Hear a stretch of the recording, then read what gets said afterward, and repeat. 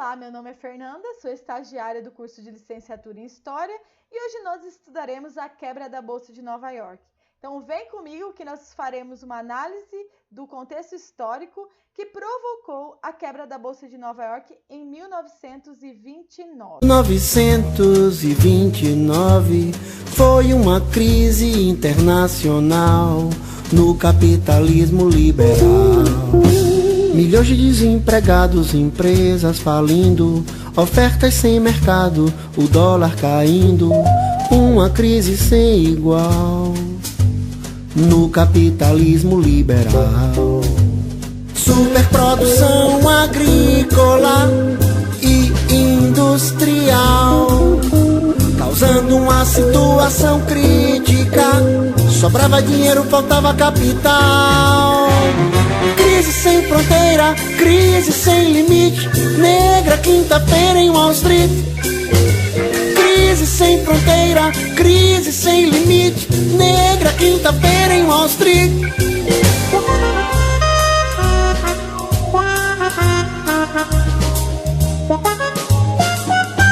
Países à beira do abismo, uma grande depressão, expansão do socialismo e o nazifascismo como solução. Crise sem fronteira, crise sem limite. Negra quinta-feira em Wall Street. Crise sem fronteira, crise sem limite. Negra quinta-feira em Wall Street.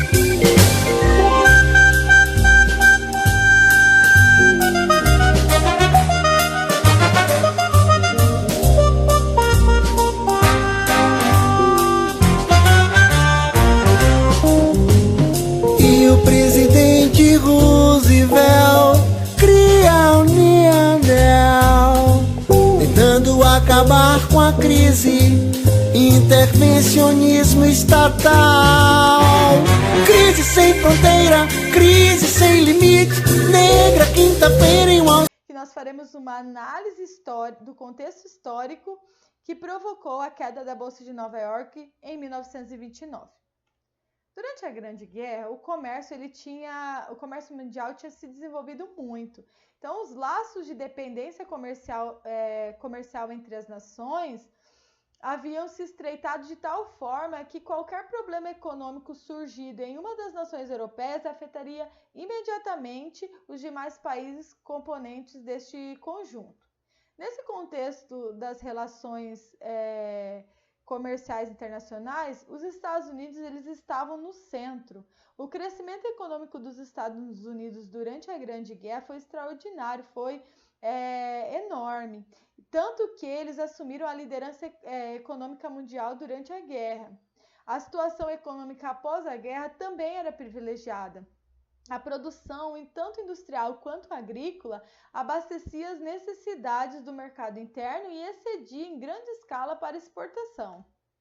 Esse momento da história americana ficou marcado principalmente pelo avanço do consumo de mercadorias, consolidando o American Way of Life, que é o estilo de vida americano, como você pode observar pela figura. O American Way of Life ele ditava as regras de status associadas a uma febre de consumismo. Então, nesse momento da história americana, houve um avanço considerável do consumo de mercadorias.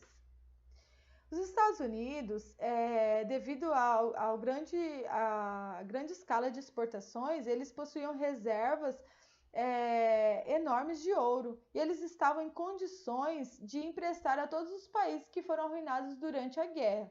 Por isso, o movimento financeiro da Bolsa de Nova York ele passou a ter uma espécie de termômetro capaz de registrar a situação econômica mundial. Então, a prosperidade americana pós-guerra parecia assegurada pelo progresso econômico e uma onda de otimismo dominava todas as camadas sociais do país. O desenvolvimento da economia americana foi extraordinário durante a guerra. A produção ela era consumida tanto pelos americanos, mercado interno, quanto pelo mercado externo, que era exportado para a Europa, abastecendo os aliados. Porém, com o término da guerra, a produção ela não poderia ser consumida somente pelo mercado interno americano. Então, os excedentes começaram a se acumular tanto no setor industrial quanto no agrícola.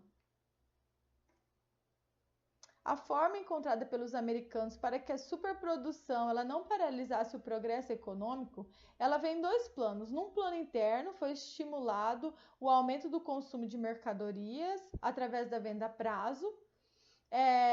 Por quê? Porque o crédito ele permitiria a aquisição de produtos em quantidade e a indústria não precisaria desacelerar a sua produção. Ela poderia continuar no mesmo ritmo adquirido durante a guerra.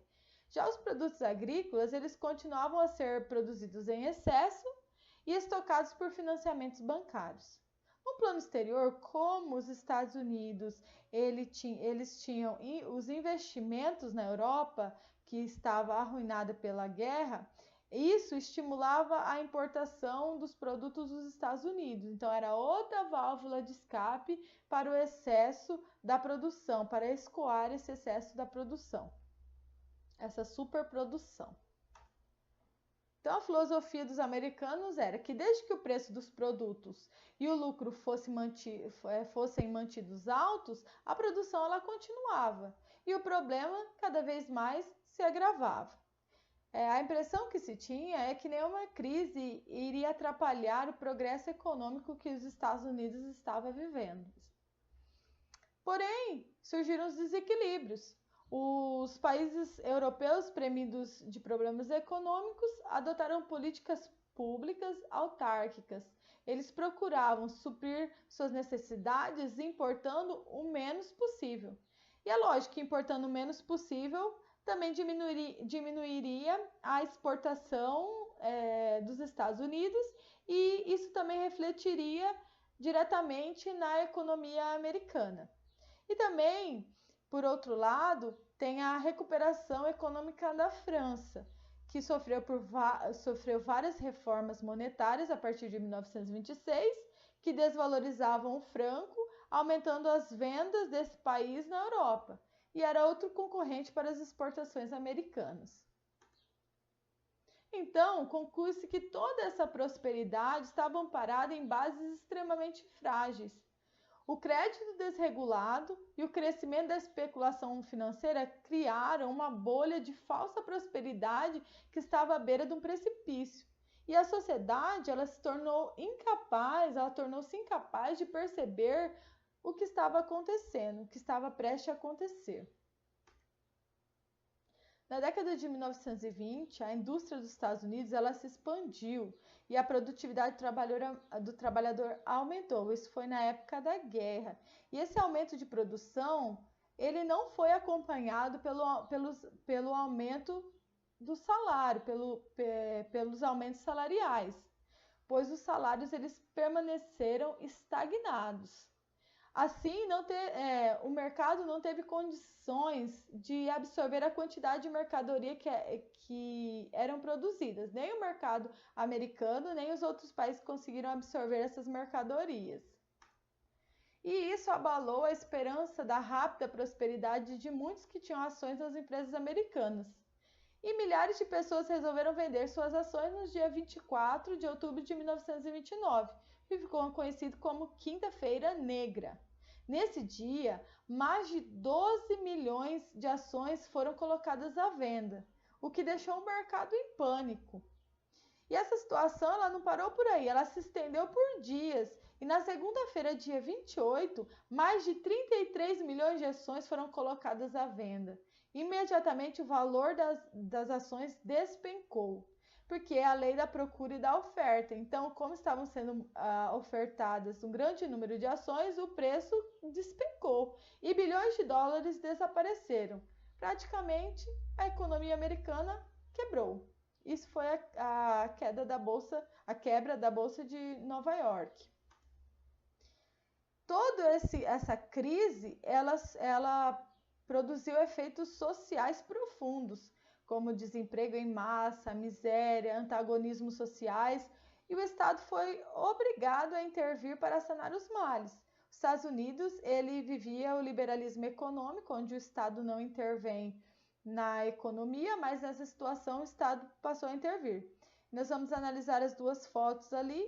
A primeira foto mostra um outdoor que representa o American Way of Life, que é o progresso americano, o progresso econômico americano, mas em contradição mostra uma fila de pessoas indo buscar doações. Essa foto, ela já caiu na prova do Enem, então mostrando esse contraste e é interessante fazer análise dessa foto, então, que mostra os efeitos da crise e a proposta do estilo de vida americano, o American Way of Life.